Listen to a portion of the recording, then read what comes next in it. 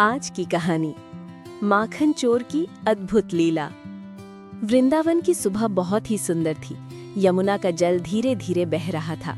हवा में फूलों की खुशबू थी और ग्वाल बाल हंसी मजाक करते हुए खेतों की ओर जा रहे थे। उसी समय नंदलाल यानी छोटे कन्हैया अपनी शरारती मुस्कान के साथ आंगन में खड़े थे। उनके हाथ में बांसुरी थी और आंखों में नई लीला की चमक। माँ यशोदा रसोई में माखन मथ रही थी। कन्हैया धीरे से अपने दोस्तों सुदामा, माधव और अन्य ग्वाल बालों को इशारा करते हैं। सब चुपके रसोई की ओर बढ़ते हैं। कन्हैया धीरे से घड़ा खोलते हैं और माखन निकालकर सब में बांट देते हैं। तभी एक ग्वालिन देख लेती है और जोर से चिल्लाती है, अरे फिर से माखन चोरी। माँ यशोदा दौड़ती हुई आती हैं। कन्हैया तुरंत मासूम चेहरा बनाकर कहते हैं, मैया मैंने कुछ नहीं किया। लेकिन उनके होठों पर लगा माखन सब बता देता है। यशोदा जी उन्हें पकड़कर रस्सी से बांधने की कोशिश करती हैं, मगर रस्सी हर बार छोटी पड़ जाती है। अंत में माँ थक जाती हैं और मुस्कुरा देती हैं। ये देखकर कन्हैया धीरे से बंध जाते हैं। ये उनकी ममता की लीला थी।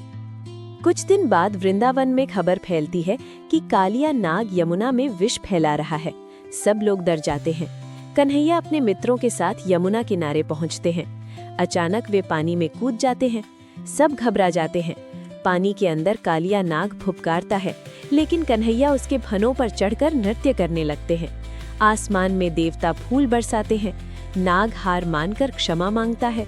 कन्हैया उसे आदेश देते हैं कि वो यमुना छोड़कर चला जाए। वृंदावन के लोग खुशी से झूम उठते हैं। शाम को कन्हैया बांसुरी बजाते हैं। उनकी मधुर धुन सुनकर गोपियां सब काम छोड़कर आ जाती हैं।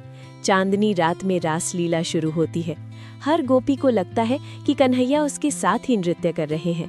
ये प्रेम और भक्ति की अनोखी लीला थी। तभी अचानक तेज बारिश होने लगती है। इंद्रदेव क्रोधित होकर तूफान भेजते हैं। वृंदावन डूबने लगता है। लोग घबराकर कन्हैया के पास आते हैं। कन्हैया मुस्कुराते हैं और अपनी छोटी उंगली पर गोवर्धन पर्वत उठा लेते हैं। सभी लोग उसके नीचे सुरक्षित हो जाते हैं। 7 दिन तक कन्हैया पर्वत थामे रहते हैं। सब आश्चर्य से देखते रहते हैं। 7वें दिन इंद्र को अपनी गलती का एहसास होता है। वो आकर क्षमा मांगते हैं। बारिश रुक जाती है और वृंदावन में फिर से खुशियां लौट आती हैं। रात को माँ यशोदा कन्हैया को गोद में लेकर पूछती हैं, तू आखिर है कौन?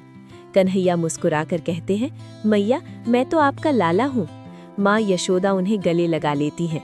कन्हैया की आंखों में फिर नई लीला की चमक दिखाई देती है और वृंदावन की कहानी आगे बढ़ती रहती है।